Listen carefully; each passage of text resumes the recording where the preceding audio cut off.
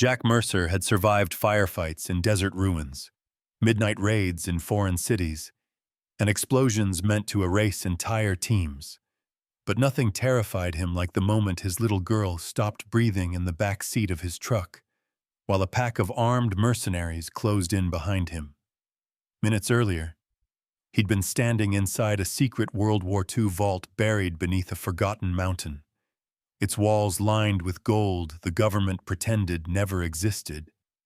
Now he was racing through a winter storm with his daughter dying in his arms, his wounded German shepherd bleeding beside her, and Black Ridge Solutions hunting them to silence the truth forever. He didn't know if the military base ahead would save them, or if the men chasing him would get there first. But one thing was certain. Every mile he drove pulled him deeper into a conspiracy older and deadlier than he ever imagined. If you're listening now, tell me where you're hearing this story from, or just write Amen for Jack, Emma, and everyone fighting battles the world never sees. The wind scraped against the thin aluminum walls of the trailer, like a handful of nails dragged on metal. Jack Mercer sat at the small fold-out table, his shoulders hunched, the dim yellow light above him flickering every few minutes. At 37, Jack looked older than his years. Thick stubble shadowed his strong jaw, a faint scar cut through his right eyebrow, and his eyes carried the hollow weight of someone who had spent more nights awake than asleep. Years in the Navy SEALs had carved discipline into his bones, but life after service had carved something darker: exhaustion, worry, and a quiet, grinding fear. Across the cramped living space, his daughter Emma slept curled under a wool blanket on the couch. She was 4 years old, a tiny thing with soft brown hair that curled behind her ears and a face as pale as porcelain. Her breathing came in delicate, uneven rhythms, an ever-present reminder of the congenital heart defect that shaped every decision Jack made. He watched her chest rise and fall, slow and fragile, before he pulled his gaze away. On the floor beside him lay Ranger, his 3-year-old German shepherd. The dog's coat was a striking mix of charcoal gray and pale cream, thick around the neck like a winter pelt. His amber eyes remained alert even when he rested, as if he were always one sound away from launching into protection mode. Ranger had served with Jack in the SEALs, trained for tracking, detection, and combat situations. What war hadn't taken from Jack, Ranger had carried for him. Tonight, the dog's ears kept twitching toward the front door. "Easy, boy," Jack whispered. "Just the wind." But Ranger didn't relax. His nose lifted, drawing in the air, testing it. Jack frowned. Ranger didn't react to wind, only to things that didn't belong. Before he could stand, a sudden knock hit the door. Sharp, precise. Not the kind of knock neighbors used, not that Jack had many of those. Ranger rose instantly, hackles lifting. Jack grabbed the pistol he kept holstered under the table and tucked it behind his back. Then he opened the door. A man in a charcoal suit stood beneath the porch light, holding a leather briefcase. He was in his early 50s, clean-shaven with neat salt and pepper hair, and wore glasses with thin metal frames. His posture was straight, confident, the posture of a man used to speaking to people who owed him something. "Mr. Jack Mercer?" he asked, his voice steady and crisp. Jack nodded cautiously. "That's me. My name is Daniel Hargrove." He handed over a business card. Thick, expensive paper embossed with gold. "I'm an attorney representing the estate of Eleanor Hart." The name struck Jack like a long-forgotten bell. Eleanor Hart, his great-aunt on his mother's side, a woman he had met only a handful of times as a child. Stern, sharp-eyed, always dressed like she belonged in another century. He hadn't heard her name in 20 years. What about her? Jack asked. Hargrove cleared his throat. Ms. Hart passed away 3 weeks ago at the age of 96. After an extensive search, it has been determined that you are her sole living heir. He handed Jack a sealed envelope. You have inherited her primary residence, Hearthstone Manor, located on Blackthorn Ridge, roughly 30 miles north of here. Jack stared at him. Her what? It's a large stone estate, Hargrove explained, shifting his briefcase. Quite old. The property has been unoccupied for decades. Ms. Hart requested no visitors in her final years. Jack felt Ranger press against his leg, still tense. I'm sorry for your loss, Hargrove added, though his voice contained no warmth, just professional courtesy. I'll need your signature to acknowledge receipt of the estate documents. Jack blinked at the papers. Hearthstone Manor. An entire mansion? The idea felt absurd. He lived paycheck to paycheck, scraping together enough money for Emma's medication. His entire world fit into a trailer smaller than the pantry in most homes. He signed anyway. Hargrove snapped the folder shut. When you're ready to visit the property, contact my office. The keys are inside the envelope. Then, with a polite nod, the lawyer turned and walked back into the darkness, his expensive shoes crunching on the gravel until the sound faded completely. Jack closed the door. Ranger immediately trotted to the window, sniffing aggressively at the frame. The dog's muscles tightened, his tail rigid. What is it? Jack asked. Ranger growled, a deep, low warning Jack hadn't heard since their last mission overseas. Jack stepped outside with a flashlight. Snow flurries drifted through the wind. The trailer's yard was empty, but the ground wasn't. Jack crouched, sweeping the beam along the dirt. His pulse spiked. Fresh tracks, boot prints, a wide tactical tread. Not from Hargrove's polished dress shoes. Someone else had been here. Someone who moved close enough to the trailer to leave prints beside the aluminum siding. And Ranger, sniffing the ground, sneezed sharply. Once, twice. That meant something chemical, something artificial. Jack stood slowly, scanning the dark woods beyond the trailer park. Nothing moved. Nothing made a sound. But the wind suddenly felt colder, heavier, as if it carried a warning. Inside, Emma coughed softly in her sleep. Jack exhaled, forcing himself steady. Whatever this was, whoever else was watching, he couldn't deal with it here. Not with the thin walls of the trailer and no backup. He packed quickly, clothes, Emma's medicine, Ranger's gear. Then he lifted Emma into the back seat of his old pickup, tucking a blanket around her fragile frame.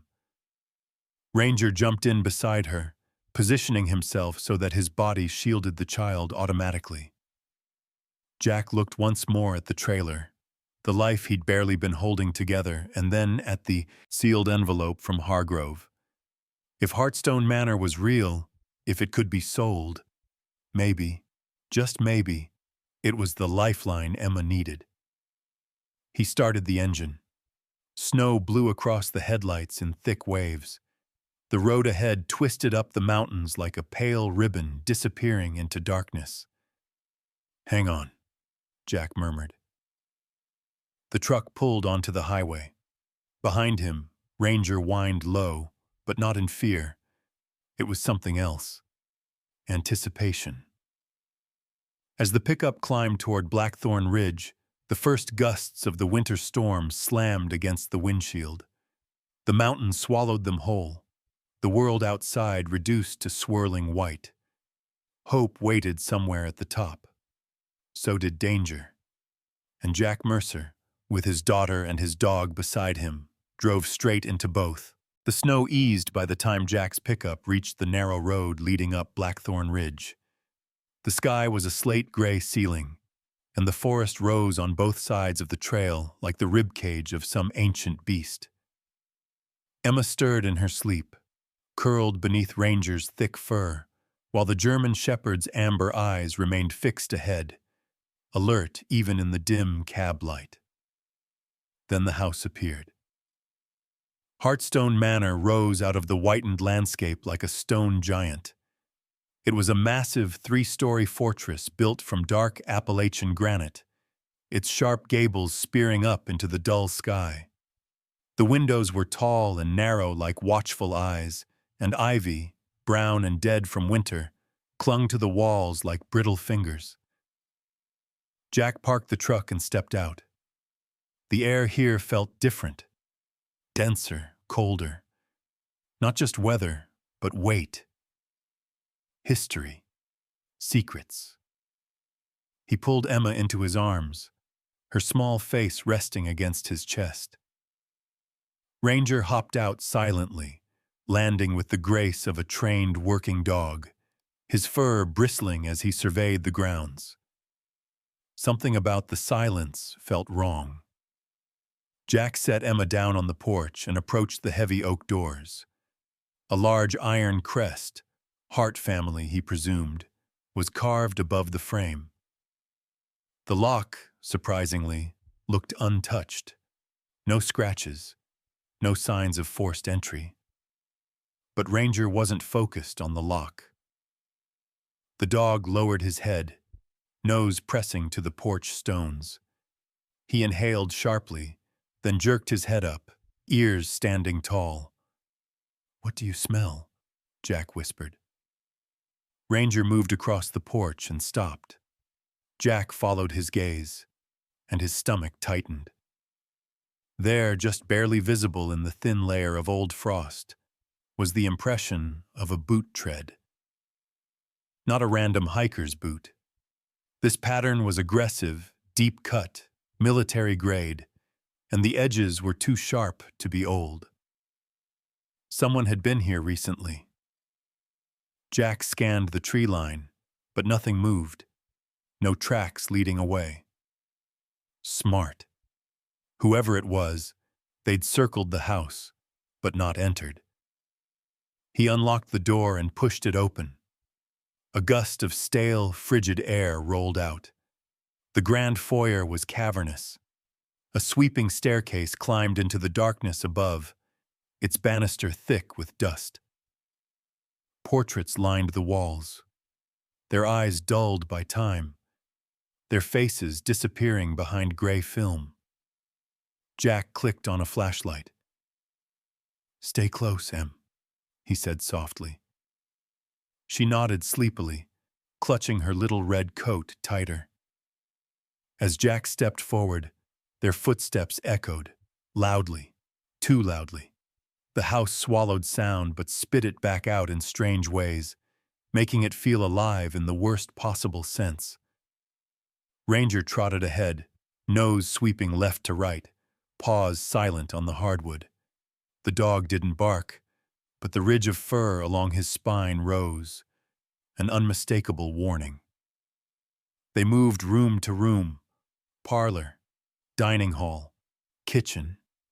Everything coated in dust thick enough to drag a finger through. Everything untouched. But something still felt off. It wasn't until they reached the library that Jack understood why. The library was enormous. Floor-to-ceiling bookshelves stretched across the walls, their volumes old enough to crumble at a touch. A heavy, scarred mahogany desk sat near a tall window veiled by threadbare curtains. The room smelled of paper, leather, and time. Ranger went straight to the desk. He stopped, sniffed the floorboards, then scratched once, twice, in the same measured rhythm he'd been trained to use when locating hidden compartments or explosives. Jack's pulse quickened. "Show me." Ranger scratched again, same spot. Jack knelt and ran his hand across the board. The wood felt slightly different, cooler, smoother. He pressed on it, and something gave with a faint click, A section of the floor lifted. Inside lay a small leather-bound notebook, cracked with age and tied shut with brittle twine. Beneath it was a tarnished silver Zippo lighter. Its engraving was faint but still legible. E.H. 1943. Jack sat back on his heels. Eleanor Hart. He untied the twine and opened the notebook. The first page was written in slim, elegant cursive. Project Liberty Vault. Operational log. He skimmed the next lines and felt the air thicken around him. The entries weren't diary musings. They were coded field logs, dates from the 1940s, shipment tallies, coordinates. Strange metaphors that weren't metaphors at all, just old intelligence ciphers. When the river freezes, the vault sleeps. The sparrow watches the throne. Jack's mind flashed back to his SEAL training, where they'd studied declassified OSS and CIA techniques. Book ciphers, word substitution, vintage spycraft. His great-aunt wasn't eccentric. She'd been part of something. Tucked between the pages was a folded letter. On the front, to the next guardian. Jack opened it cautiously.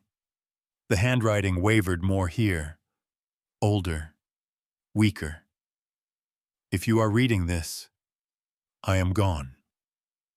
What lies beneath this house is not wealth, but responsibility.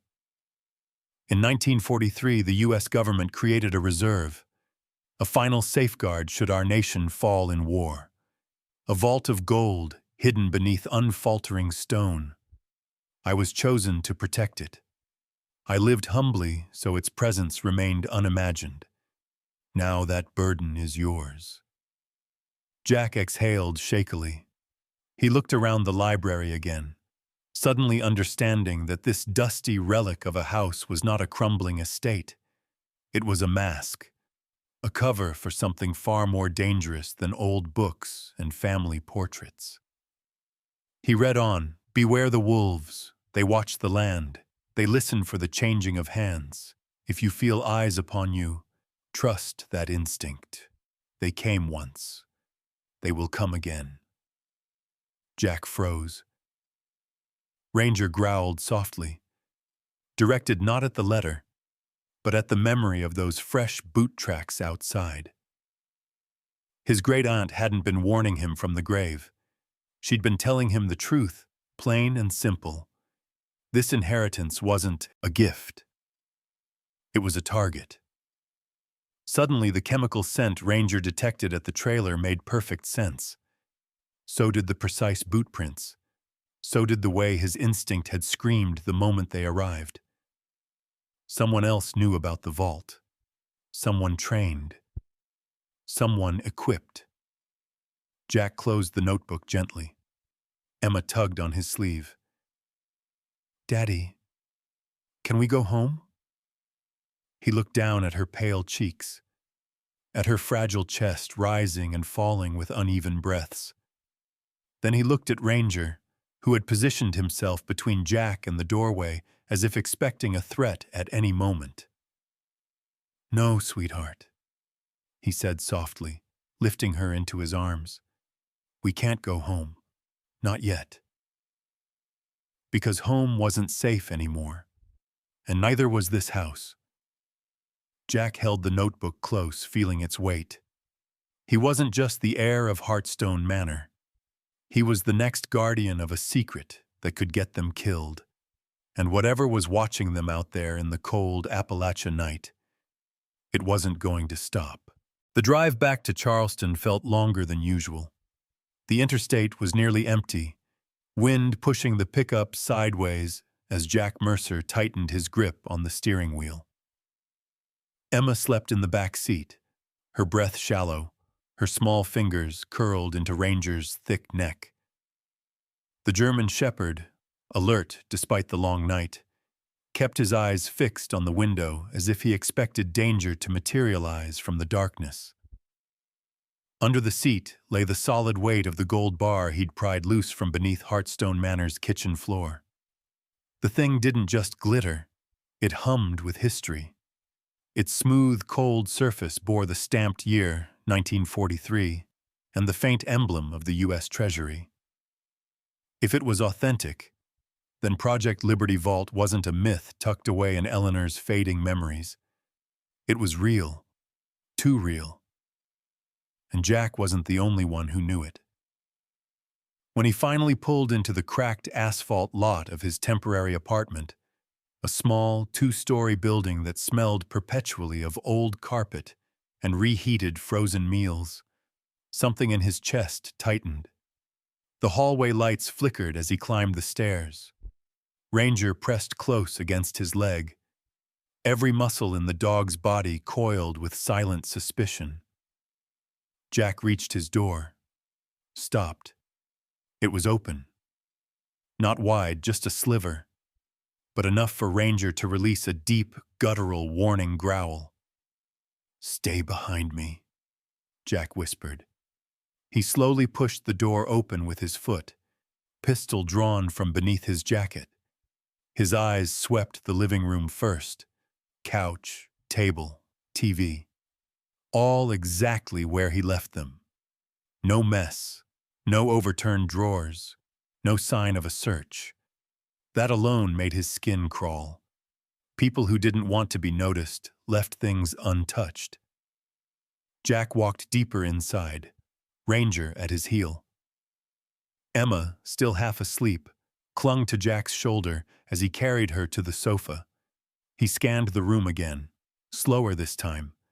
That was when Ranger moved. The dog surged toward the doorframe, nose pressed into the wood, sniffing intensely. Something metallic clinked softly as Ranger nudged it with his nose. "What is it?" Jack crouched.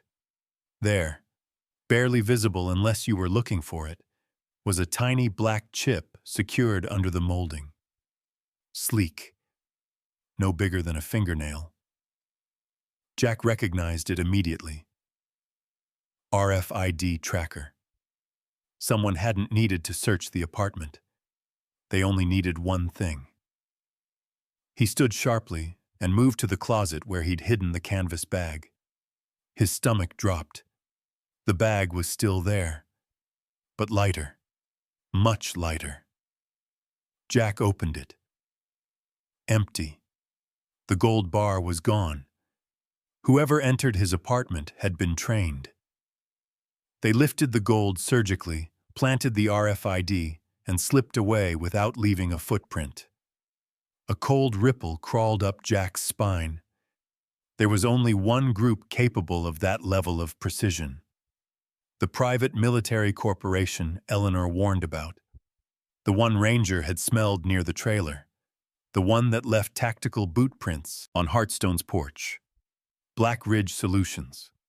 A company that pretended to provide security consulting, but in reality ran covert operations, black site recoveries, and unsanctioned extraction missions around the globe. Jack knew their type. Men who spoke in clipped sentences, shaved their faces with knives, and slept with one eye open, not because they were scared, but because they were predators. And now they'd marked him. Jack locked the door, every instinct sharpened by years of combat. He set Emma on the couch with her blanket, stroked Ranger's back, then took a deep breath. He knew exactly who he needed to see. Mason Blake's garage sat at the end of a service road behind a row of storage units. A battered neon sign buzzed above the entrance. Blake Auto and Repair, half the letters dimmed out.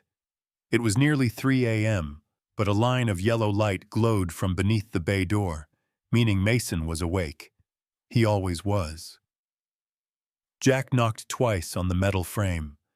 The door slid up with a groaning clank, and Mason appeared wearing a grease-stained gray hoodie and dark jeans. He was a big man, broad shoulders, thick forearms, a jaw square enough to look carved. His beard wasn't fashionable. It was the kind that grew on a man who forgot or didn't care to shave. One of his eyebrows bore a scar that pulled slightly upward, giving him a permanent expression of mild irritation. But behind that rough exterior was a loyalty forged in fire. Literally. Years ago, outside Fallujah, Mason had been thrown by an IED blast. His left leg never fully recovered. A faint limp followed him everywhere. The only reason he survived at all was because Jack dragged him out of the kill zone while incoming rounds sliced overhead. "Mercer," Mason said, rubbing tired eyes. "It's 3 in the damn morning." "Yeah," Jack replied. "I wouldn't be here unless it mattered." Mason studied Jack's expression, then opened the door fully. Inside, the garage smelled of motor oil, burnt rubber, and the lingering sweetness of old coffee. Tools hung neatly along the walls, an odd contrast to the cluttered workbench covered in nuts, bolts, and half-disassembled carburetors. A radio hummed low in the corner, playing an old blues track. Ranger trotted in first, sniffing around cautiously. Mason frowned. "Why's your dog wired like he just smelled a bomb?" "Because he did," Jack answered. "Not literally, but close enough." He explained everything. Hearthstone Manor, the notebook, the boot prints, the gold bar, the RFID bug, the way the apartment had been breached without disturbance. Mason listened silently. Not once did he interrupt. Finally, he let out a slow whistle. "Jesus, Jack. You stepped into something deep." "I didn't step into it," Jack said. "It's been waiting for me." Mason rubbed a hand through his unkempt hair. "Black Ridge Solutions. I've heard of them.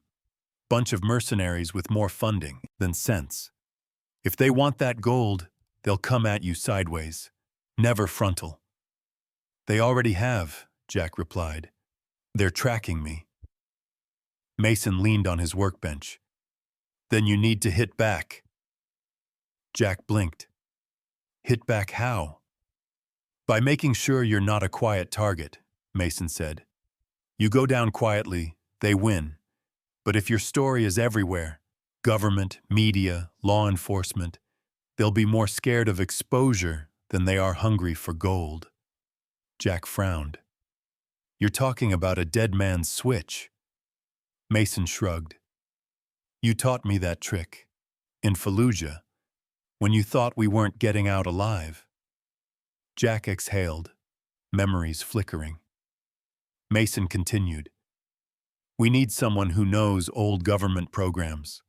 Someone who can confirm Liberty Vault isn't just a crazy old woman fairy tale." "I know who," Jack said. Colonel Richard Hale lived in a narrow brick row house near the river. He was in his mid-70s, a tall man with a rigid spine, gray hair combed sharply to the side, and a face carved by lines of both duty and regret. His voice was gravelly, his handshake firm, and his eyes, pale blue, missed nothing. He had spent 30 years embedded in intelligence programs most Americans would never hear about. When Jack showed him the notebook, Hale went rigid. He removed his glasses, polishing them with trembling fingers. "Project Liberty wasn't just real," he said quietly. "It was controversial, dangerous, abandoned by everyone except the guardians assigned to protect it." "And Eleanor was one of them," Jack said. Hale nodded. "If Black Ridge is involved, you're already running out of time." Jack exchanged a look with Mason. "Then we set it up," Jack said. "The dead man's switch." Hale agreed to help. They built encrypted files, photos of the gold bar, scans of the notebook, details of Black Ridge operations, Eleanor's letter. The system would trigger automatically, sending everything to federal agencies and major newsrooms if Jack or Mason went offline for more than 24 hours. It wasn't much, but it was protection. As they finished, dawn crept across the blinds, streaking the room in pale gold. Jack pocketed the notebook. "We're going back," he said. "Back where?" Mason asked. "To Hearthstone Manor." He tightened his grip on Ranger's collar. "We're not running anymore." The mountain was silent when Jack, Mason, Emma, and Ranger returned to Hearthstone Manor.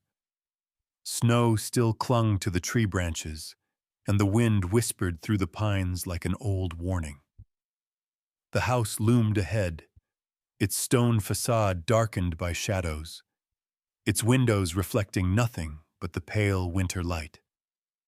Jack killed the engine. Ranger jumped out first, his thick gray and cream fur catching the cold air, ears perked, nose testing every scent. His movements were sharp, focused. He knew the difference between an empty house and a hunted one. Mason climbed out next. He wore a dark canvas jacket, heavy boots, and a tactical sling bag draped across his shoulder. His beard was thicker today, his expression carved from stone. The limp in his left leg was more pronounced in the cold, but Mason never complained. Not in Fallujah. Not now. Jack lifted Emma carefully from the truck. Her thin frame trembled slightly even under her thick red coat. Her breath came shallow, exhausted from the stress of travel and fear. She clung to Jack's neck and whispered, "Daddy, can we be safe now?" Jack pressed a kiss to her forehead. "I'll make sure of it." He had to. There was no other option. Inside the manor, Ranger moved with purpose. He sniffed the air in the grand foyer, then crossed to the far wall and stopped in front of the massive stone fireplace. The structure towered nearly 10 feet high, built from stacked granite blocks darkened with age. Ranger lifted a paw and tapped the stone beneath the mantel. Jack approached slowly. Behind an antique brass clock, its face cracked, its hands frozen at 3:17, he found a loose brick. He slid it out, revealing a small tin box tucked neatly inside the hollow. The box was simple, worn, the paint chipped away. Jack opened it carefully. Inside lay a heavy iron key, cold, dark, and unmistakably old. The metal handle was engraved with a tiny eagle emblem. Beneath the key was a folded letter. Jack opened the paper. Eleanor's handwriting, frailer now than in the journal, stretched shakily across the page. "Jack, if you have come this far, then you understand the weight of what lies beneath this house. Your family lived humble so the country could remain safe. I carried this secret alone for decades, and it cost more than I will ever admit. But the vault must not fall into the wrong hands. Guard it as I once did. Trust no stranger. Trust only the ones willing to bleed beside you." Jack swallowed hard. "She knew," he murmured. "Knew what?" Mason asked. "That someone would come for it someday." Ranger barked once, quietly, impatient. Jack nodded. "Let's go." The basement door groaned open. The air below was colder, stale, the scent of stone and old metal filling their lungs. The deeper they went, the narrower the passage became. The walls turned from masonry to reinforced steel. A faint hum echoed through the darkness, like a sleeping machine waiting to wake. Finally, they reached it. A towering steel door, 8 inches thick, wide as a truck. Rivets lined its edge like the teeth of a monstrous jaw. A brass plaque bolted into the frame read, U.S. War Department Strategic Reserve Facility, Liberty Vault. Emma stared wide-eyed. "Daddy, is that where the treasure is?" Jack's breath tightened. Something like that, sweetheart. The iron key fit perfectly. Jack felt the internal mechanism groan as he turned it. With a deep seismic clunk, the vault door unlocked and swung open. Light from their flashlights spilled into the cavern beyond. Mason exhaled a stunned breath. Holy hell! The vault was enormous. An underground cathedral made of steel beams and granite pillars. Stacks of gold bars shimmered in perfect rows, reflecting pale yellow light. Crates stenciled with wartime codes lined the far walls. The air smelled of cold metal, dust, and something sacred. Proof, Mason whispered. He pulled out the small camera mounted to his shoulder and began recording the vault from every angle. Enough proof to bury Black Ridge for good. Ranger paced, ears twitching. Then he froze. A sound. Soft. Metallic. Jack heard it too. A faint click from above. He spun around. Too late. A cluster of shadows descended the spiral staircase at the far end of the vault. Black figures in matte tactical gear, faces hidden behind black balaclavas, rifles fitted with suppressors. Black Ridge Solutions. The first shot cracked through the air, a muted pop. Stone dust exploded off a pillar near Jack's head. Ranger snarled, muscles coiling. Mason shouted, "Cover!" Jack dove, pulling Emma behind a stack of crates. Bullets struck the steel beside them with sharp, angry clangs. The mercenaries advanced in a tight formation. Calm, methodical, trained to kill without noise. Jack returned fire. Two mercs ducked behind pillars. Mason swung around a crate and fired 3 controlled shots. One assailant fell, collapsing onto the steel floor with a soft thud. But they kept coming. Then Jack saw it. A muzzle flash pointed directly at Emma. Time slowed. The bullet cut through the dust-filled air. Ranger launched himself from behind Jack like a gray missile, his body twisting mid-air, intercepting the round. The impact hit his shoulder with a sickening crack. Ranger yelped, sharp, heartbreaking, and collapsed onto the stone floor. "Ranger!" Emma screamed, her voice cracking into tears. Jack's blood turned to fire. He unleashed a fury of precise, SEAL-trained shots. 2 mercenaries dropped before they could adjust their aim. The others retreated a step, regrouping. Emma's breathing worsened, rapid, shallow, each inhale tighter than the last. Her chest fluttered violently. A cardiac flare-up. Jack grabbed Ranger's limp form, cradling the dog's wounded side. Ranger whimpered, licking Emma's hand even through his pain. Mason yelled, "Jack, now! The tunnel behind the generator!" Jack slung Emma into his left arm, Ranger into his right. Suppressor shots sparked off the steel beams as the mercenaries surged forward. Mason ducked behind a pillar and pressed the trigger on his phone. The dead man's switch activation. A soft vibration confirmed the system was live. Data was already transmitting to every news outlet and federal server they wired into the network. "Go!" Mason shouted. "I'll cover!" Jack hesitated, but only for a second. Mason's eyes were firm, fearless.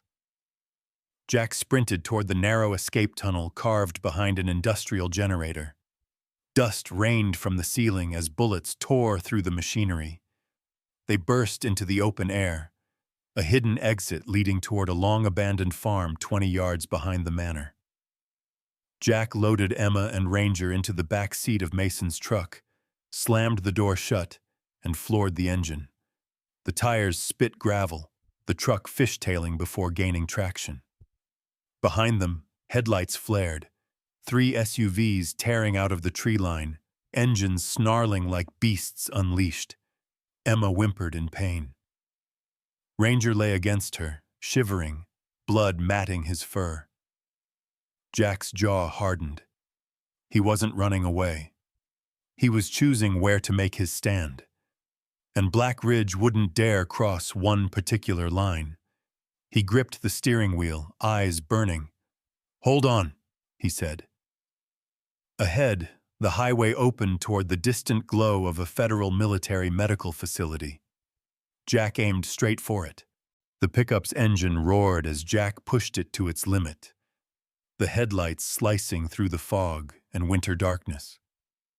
Walter Reed National Military Medical Center rose ahead like a sanctuary of steel and white stone, its floodlights illuminating the snow-dusted courtyard. The moment the truck hit the security lane, Jack slammed the brakes, threw the door open, and jumped out, with Emma cradled against his chest and Ranger lying limp across his arm.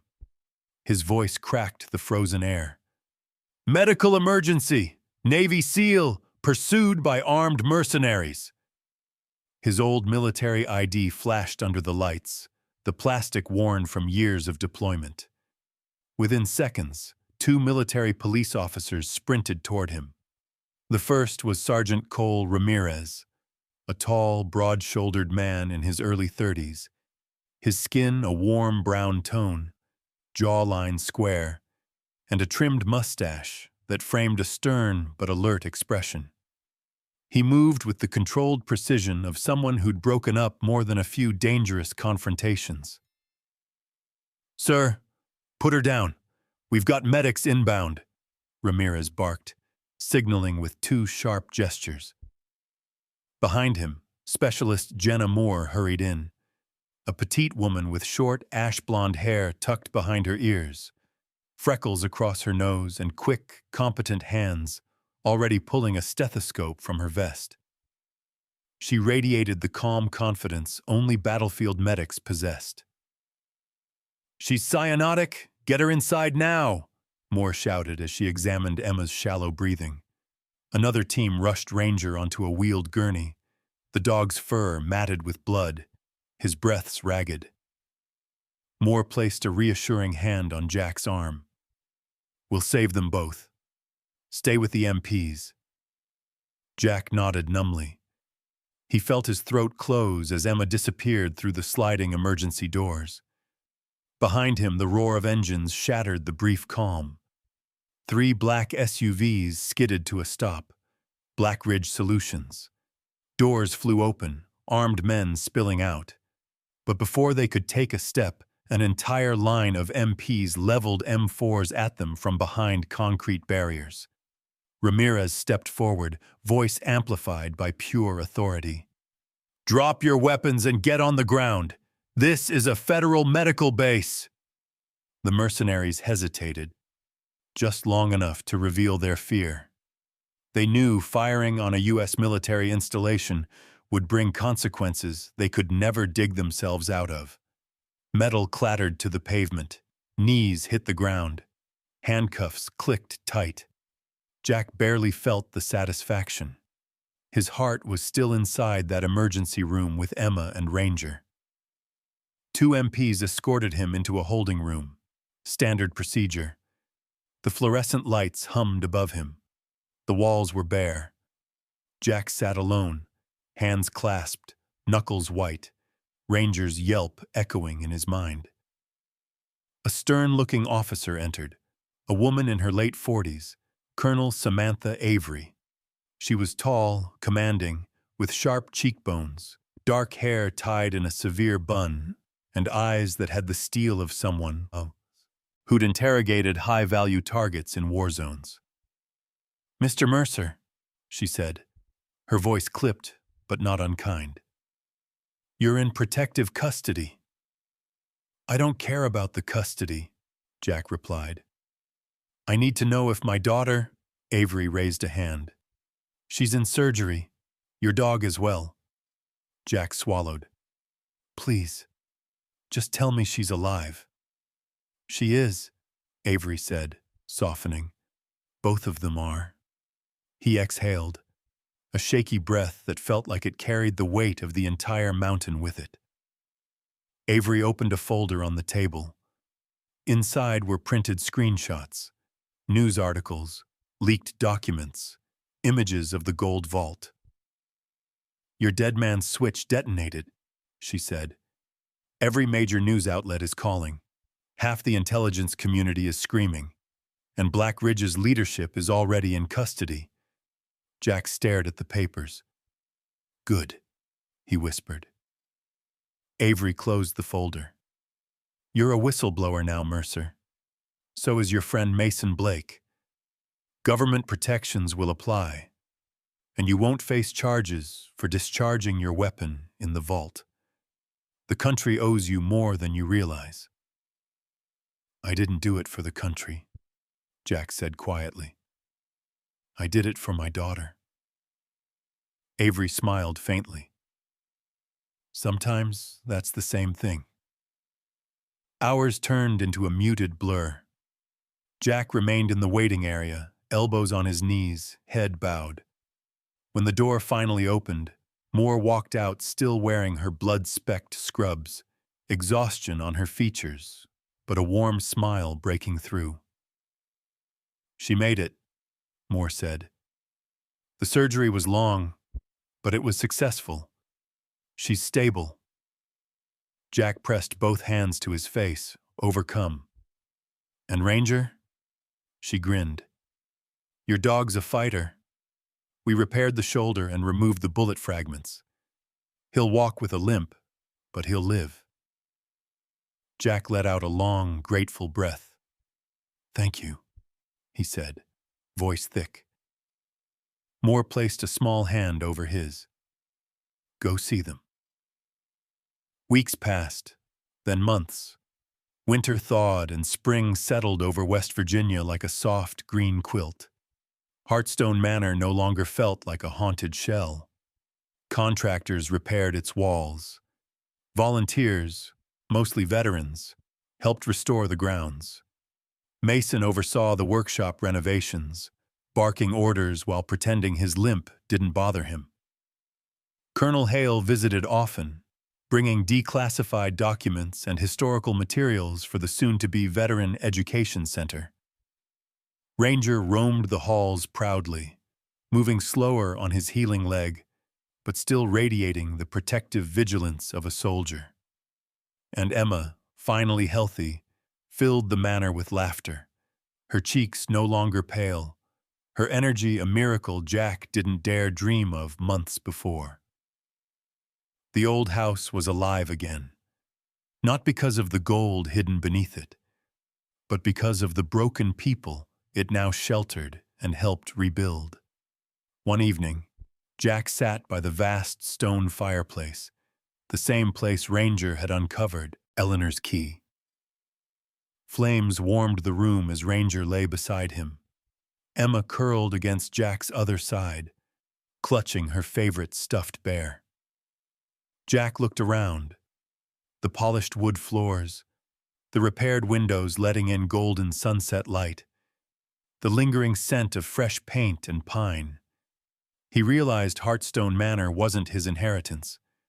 His inheritance was this second chance, a place to heal, a place to protect, a place to belong. Emma tugged his sleeve. "Daddy?" "Yes, sweetheart?" "Are the bad guys gone forever?" Jack smiled gently. "For now." But as he spoke, Ranger's ears twitched at a faint sound outside. Something distant, subtle like a car engine idling at the edge of the property. Jack didn't move. Neither did Ranger. The fire crackled softly. The mountain wind shifted, and Hearthstone Manor, warm and alive again, waited, holding its breath. The story, Jack realized, wasn't finished. It had only changed shape, and somewhere beyond the tree line, something was beginning.